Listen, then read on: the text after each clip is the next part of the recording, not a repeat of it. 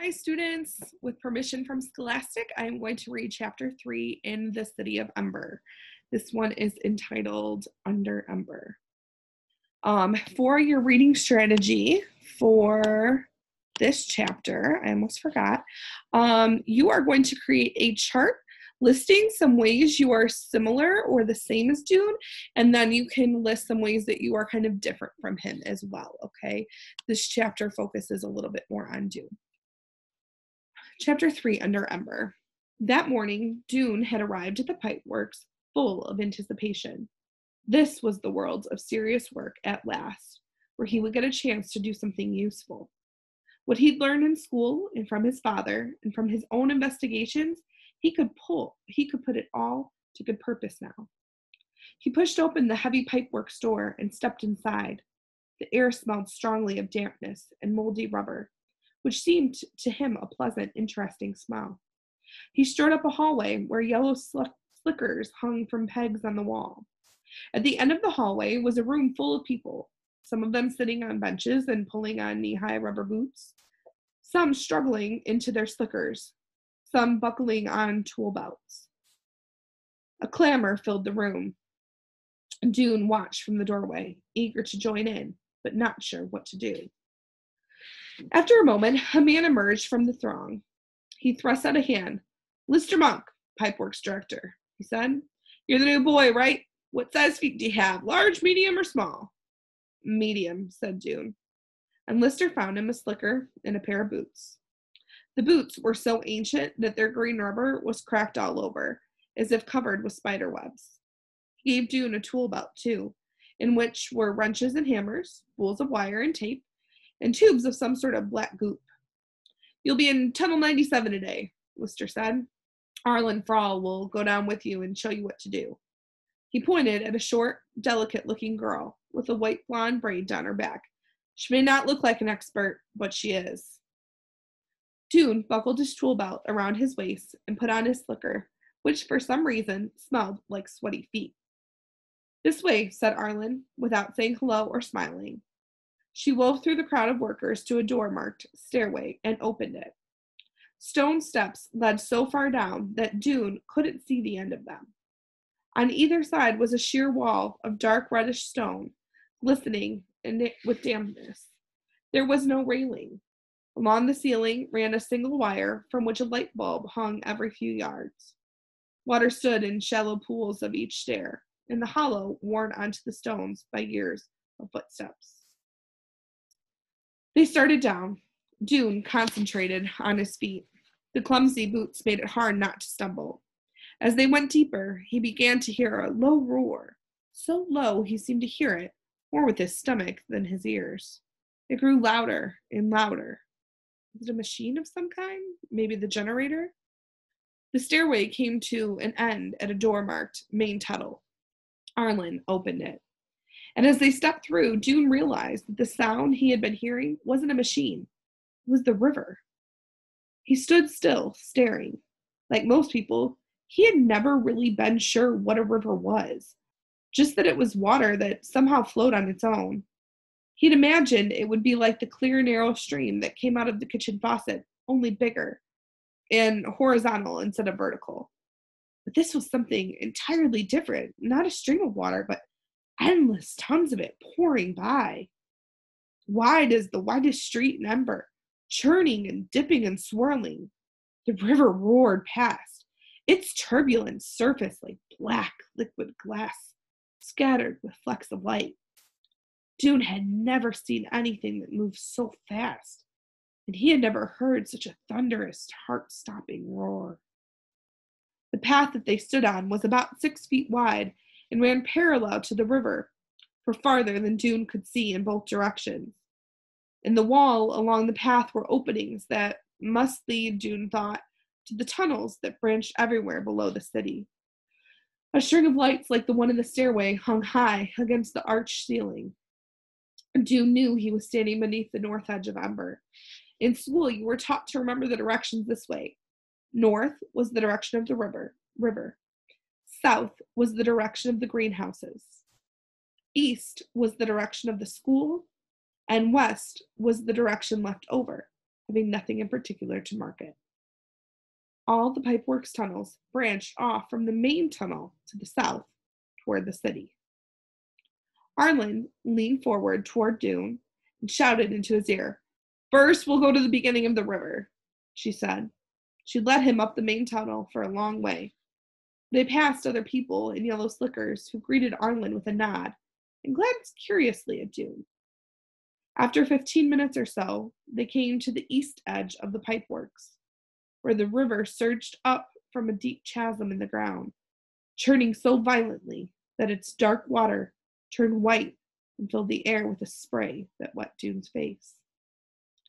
In the wall to their right was a wide double door. "See that door right there?" Arlen shouted, pointing.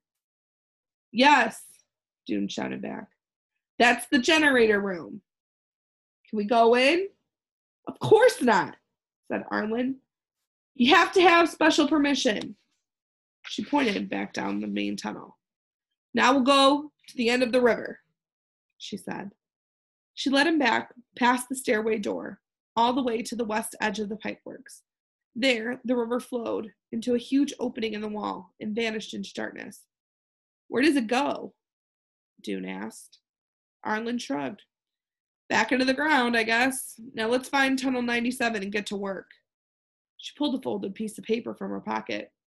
"This is the map," she said. "You have one in your pocket, too. You have to use the map to find your way around in here." The map looked to Doon like an immense centipede. The river arched across the top of the page like the centipede body, and the tunnels dangled down from it like hundreds of long legs, all tangled up with each other. To get to Tunnel 97, they followed a complicated route through passageways lined with crusty, rusted pipes that carried water to all the buildings of Ember. Puddles stood on the floor of the tunnel, and water dripped in brown rivulets down the walls. Just as in the main tunnel, there was a string of bulbs along the ceiling that provided dim light. Doon occupied his mind by calculating how far underground he was.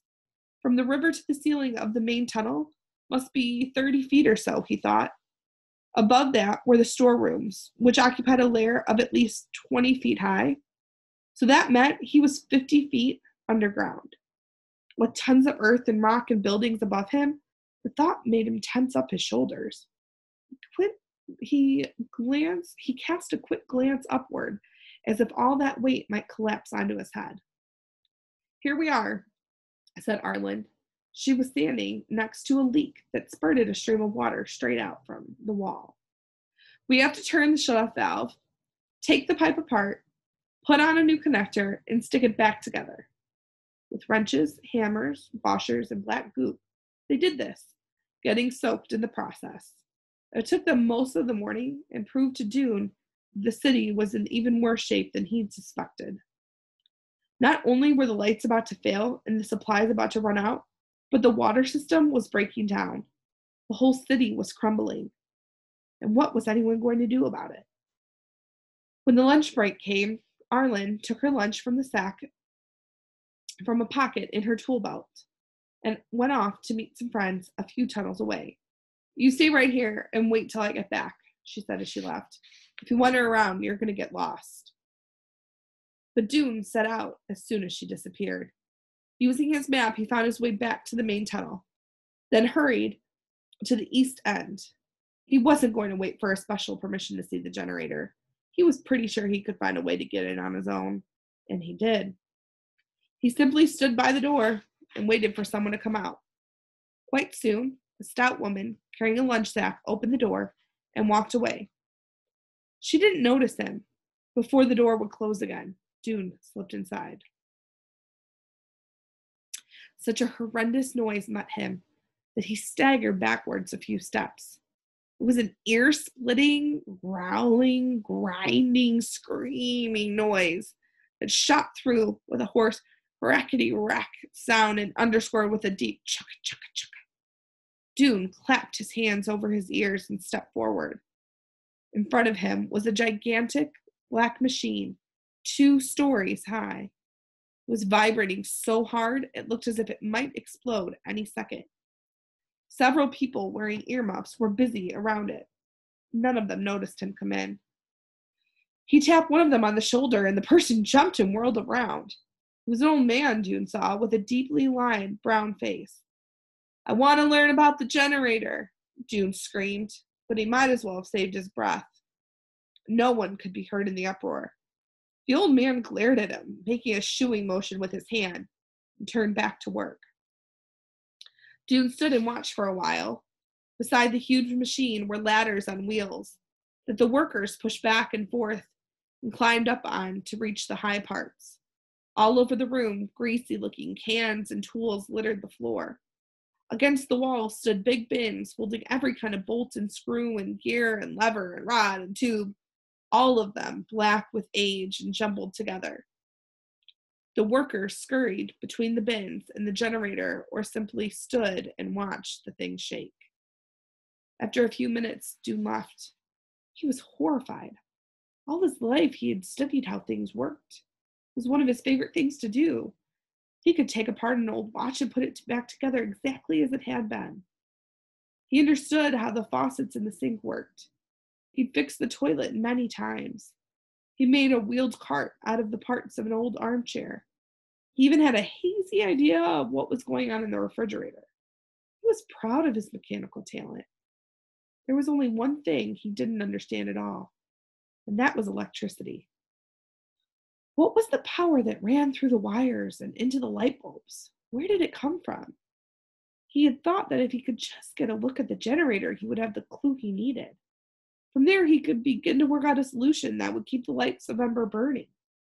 But one glimpse of the generator showed him how foolish he was.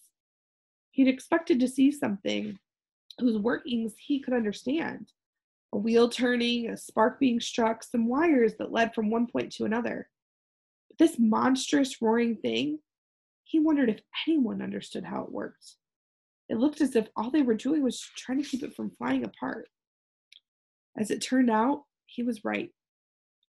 When the day was over and he was upstairs taking off his boots and slicker, he saw the old man from the generator room and went to talk to him. "Can you explain to me about the generator?" he asked. "Can you tell me how it works?" The old man just sighed. "All I know is the river makes it go." "But how?" The man shrugs. "Who knows? Our job is just to keep it from breaking down. If a part breaks, we gotta put a new one on. If a part freezes up, we gotta oil it." He wiped his hand wearily across his forehead, leaving a streak of black grease. "I've been working on the generator for 20 years. It's always managed to chug along, but this year, I don't know. The thing seems to break down every couple of minutes." He cracked a wry smile. "Of course, I hear we might run out of light bulbs before that. Then it won't matter if the generator works or not." Running out of light bulbs, running out of power, running out of time. Disaster was right around the corner. That's what Doon was thinking about when he stepped outside the gathering hall on his way home and saw Lena on the roof. She looked so free and happy up there. He didn't know why she was on the roof, but he wasn't surprised. It was the kind of thing she did, turning up in unexpected places. And now that she was a messenger, she could go just about anywhere. But how could she be so lighthearted when everything was falling apart? He headed for home.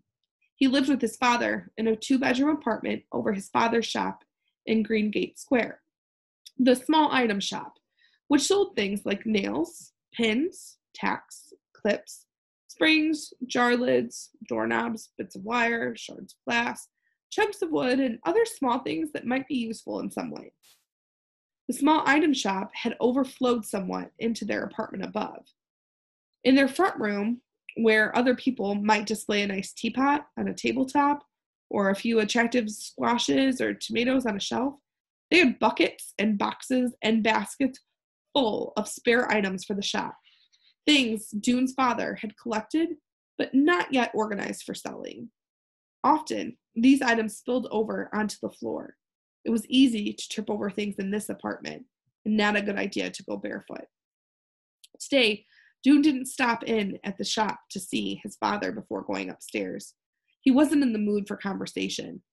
He removed 2 buckets of stuff from the couch. It looked like mostly shoe heels and flopped down on the cushions. He'd been stupid to think he could understand the generator just by looking at it, when other people had been working on it their entire lives. The thing was, he had to admit, he'd always thought he was smarter than other people. He'd been sure he could learn about electricity and help save the city. He wanted to be the one to do it. He had imagined many times a ceremony in Harkin Square organized to thank him for saving Ember, with the entire population in attendance and his father beaming from the front row. All Doon's life, his father had been saying to him, "You're a good boy and a smart boy. You'll do grand things someday. I know you will." But Doon hadn't done much that was grand so far.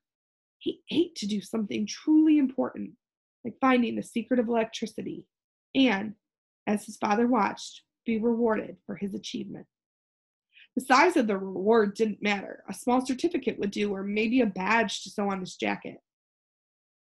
Now he was stuck in the muck of the pipeworks, patching up pipes that would leak and break again in a matter of days. It was even more useless and boring than being a messenger. The thought made him suddenly furious. He sat up, grabbed a shoe heel out of the bucket at his feet, and hurled it with all his might. It arrived at the front door, just as the door opened.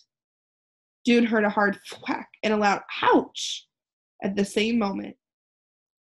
And then he saw a long, lean, tired-looking face and his father in the doorway. Doon's anger drained away. "Oh, I hit you, Father. I'm sorry." Doon's father rubbed the side of his head. He was a tall man, bald as a peeled potato, with a high forehead and a long chin. He had kind, slightly puzzled gray eyes.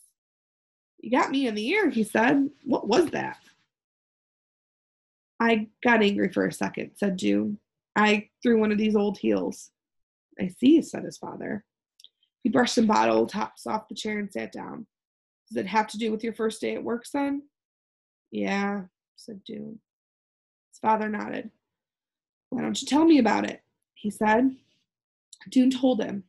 When he was finished, his father ran a hand across his bald head, as if smoothing down the hair that wasn't there. He sighed.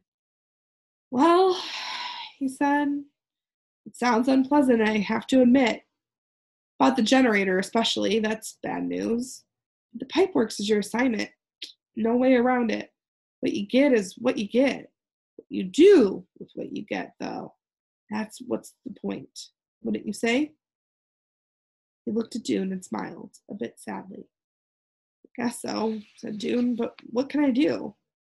"I don't know," said his father. "You'll think of something. You're a clever boy. The main thing is to pay attention. Pay close attention to everything. Notice what no one else notices.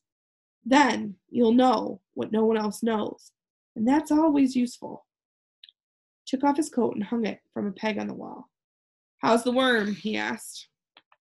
"I haven't looked at it yet," said Doon. He went into his room and came out with a small wooden box covered with an old scarf.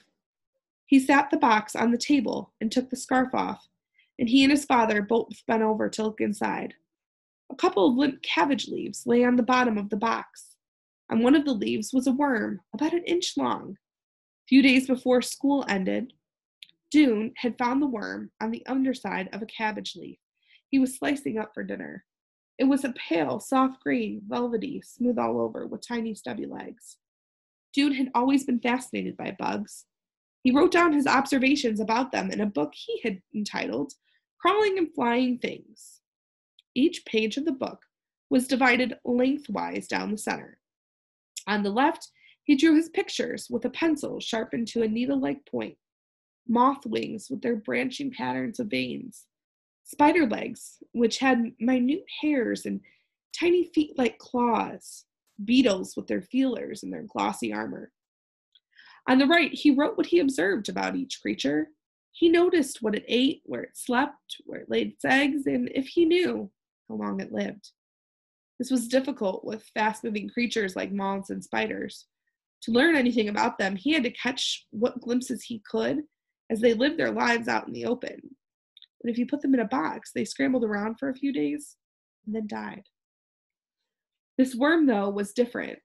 It seemed perfectly happy to live in the box Doon had made for it. So far, it only did three things: eat, sleep, looked like sleeping, though Doon couldn't tell if the worm closed its eyes or if it even had eyes, and expel tiny black poop balls. That was it. Had it for 5 days now, said Doon.